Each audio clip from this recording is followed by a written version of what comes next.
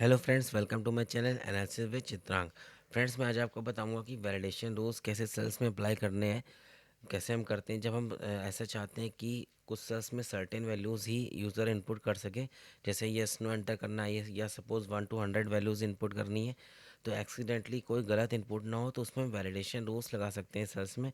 कैसे लगाते हैं आइए देखते हैं।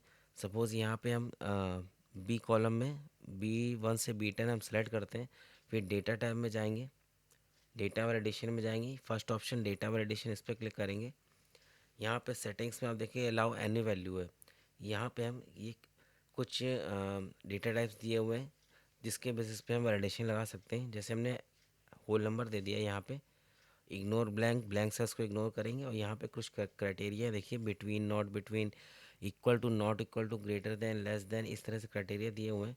सपोज़ यहाँ पे हम बिटवीन दे देते हैं और मिनिमम वैल्यू जिन वैल्यूज़ के बीच में मैं इनपुट अलाउ करना है। यहाँ पे मिनिमम सपोज़ 1 दे दिया, मैक्सिमम सपोज़ हमने 100 दे दिया। उसके बाद यहाँ पे इनपुट मैसेज टैब में जाएंगे, यानी सेल पे जब कर्सर होगा तो क्या मैसेज आए, इसका कुछ हम यहाँ पे टाइटल दे देते हैं। यहाँ सपोज़ हमने लिख दिया अलर्ट, यहाँ पे इनपुट मैसेज लिख देंगे।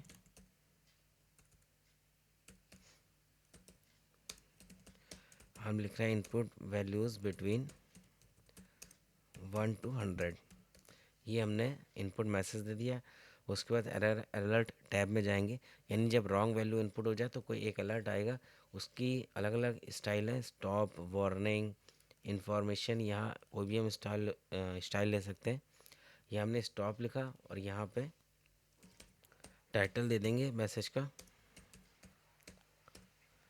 ये उन्होंने टाइटल दे दिया, फिर एरर मैसेज लिख देंगे। यहाँ पे हमने लिख दिया एंटर वैल्यूज़ बिटवीन 1 and 100। ठीक है, इसके बाद हम उसको ओके कर देंगे। तो अब ये देखिए इन सेल्स पे कर्सर है, तो जो हमने इनपुट मैसेज दिया तो वो आ रहा है alert inter input values between 1 and 100। अब यहाँ पे हम देखिए 1 एंटर कर रहे हैं, इसका डेटा टाइप नंबर कर देते हैं।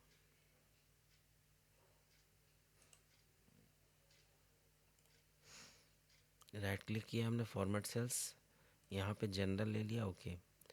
अब ये देखिए जब जिस इन सेल्स में कर्सर जा रहा है तो ये इनपुट मैसेज आ रहा है। हमने B10 तक सेलेक्ट किया था तो B10 तक ये मैसेज आ रहा है।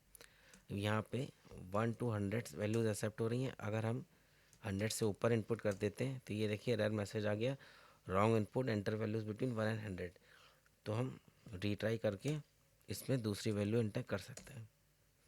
या फिर हमने कोई गलत वैल्यू एंटर की है तो यहाँ पे कैंसिल करेंगे, तो यहाँ पे ये वैल्यू इरेज हो जाएगी, फिर हम दोबारा वैल्यू इनपुट कर सकते हैं। तो इस तरह से होल नंबर पे हम वैलिडेशन रूल लगा सकते हैं। हम चाहें तो डेसिमल नंबर पे भी लगा सकते हैं। जैसे यहाँ पे हम सपोज C1 से C10 रेंज सेलेक्ट करते हैं, डेटा वैलिडेशन में जाएंगे।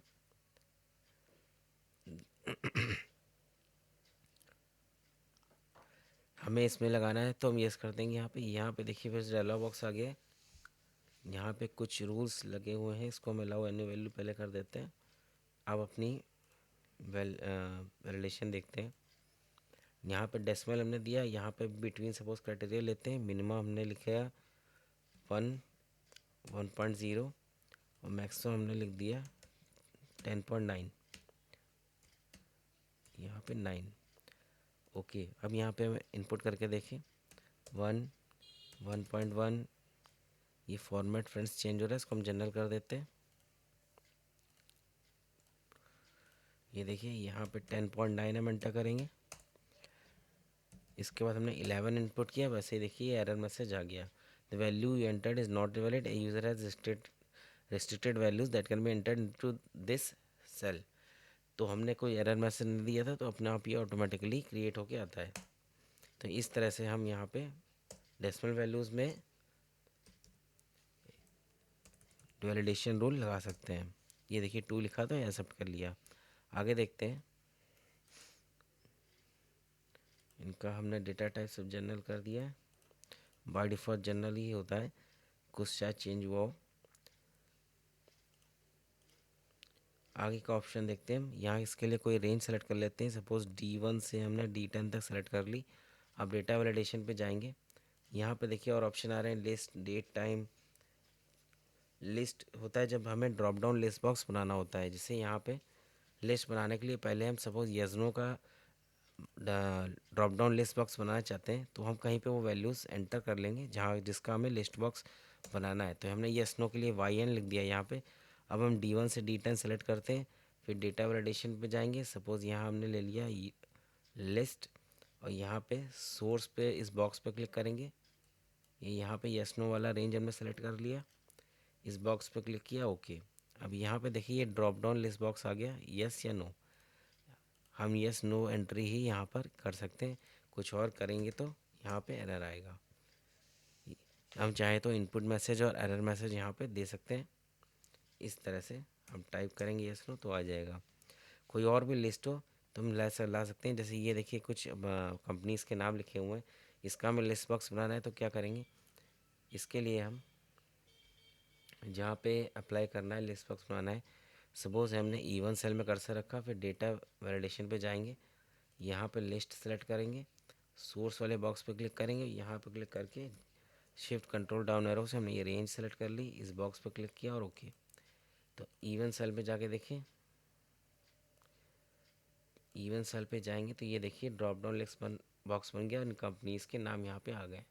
तो इस तरह से हम सिलेक्शन यहाँ पे क्रिएट कर सकते हैं drop down list box validation option की मदद से। अब फ्रेंड्स हम अगला ऑप्शन उसमें देखते हैं। डेटा वैलिडेशन में आपका अगला ऑप्शन है यहाँ पे डेट और टाइम। तो ये भी हम कहीं पर अप्लाई करके देखते हैं।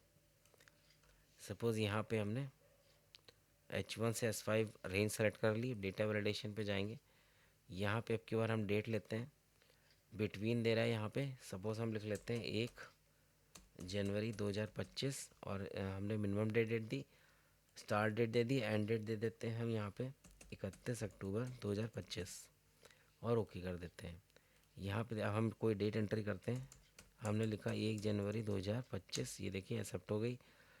अब हम 31 अक्टूबर डालते हैं, 31 अक्टूबर 2025 भी एक्सेप्ट हो गई। इसके बीच की कोई हम डेट डालें, जैसे लिखा हमने 1 सितंबर 2025, तो ये भी एक्सेप्ट हो गई।